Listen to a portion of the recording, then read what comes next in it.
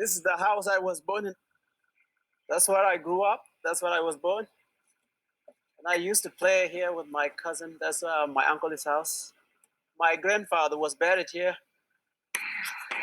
Until 2011, Sudan was Africa's largest country.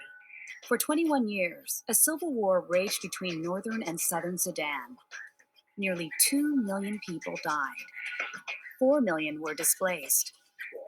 During fierce government attacks in 1985, amid gunfire and bomb blasts, 17,000 southern Sudanese boys fled into the bush. They became known as the Lost Boys of Sudan. The Lost Boys trekked 1,800 miles across the desert, fending off lions and hyenas, eventually living in refugee camps, first in Ethiopia, then Kenya. During their journey, about 5,000 of the boys perished from hunger, thirst, disease, exploding bombs, or attacks by animals and soldiers. The 12,000 who survived ended up in the UN-sponsored refugee camp in Kakuma, Kenya.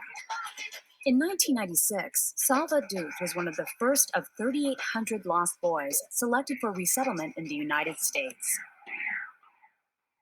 When I came here, I was sponsored by Episcopal Church. This is how I get here. And when I came here, I didn't know anything. Salva became an American citizen. After 15 years in the U.S., he returned to once again make his home in South Sudan and travels to the U.S. annually. Salva achieved a 2-year associate's degree and is continuing his education. And I have to make sure that I work hard enough to support myself and educate myself as much as I can. A lot of you read about what is going on in Sudan and what happened. During the wartime, my dad took me to school. And when he took me there, the war broke out, and then I depart, and we never see each other again. And I didn't know where my dad was for about 19 years. And when I heard about him, he was sick because of waterborne diseases, and he was in the clinic of UN. He walked close to 300 miles to go to that clinic, and he walked there many, many days to get there. I said I should go and see my dad before he passed away. And when I went there to that clinic, I saw my dad. He was very weak. And I walked to my dad. I said, "Hey, Dad, how are you?" And he said, "Who are you?" I said, "I'm Salva Dut." And he was starting with emotion. And he sprayed the water on my body and said that it's a sign of the welcoming back. He feel like I was dead and now I'm coming out from the tomb.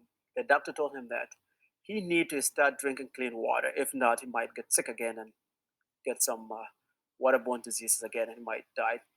When I went back to US, I said I should do something to help my dad and other people who are in the same situation as well. And that's where I formed a non-profit organization called Water for Sudan. That's why I'm here today. And now he's drinking clean water. He's healthy. I was starting it because of him, but I find there was so much need for others. And if you help them, these people someday they may help others. And that's what really gives me energy because it's helping the life of the people. Now that South Sudan is an independent nation, it's all the more important to help them help themselves.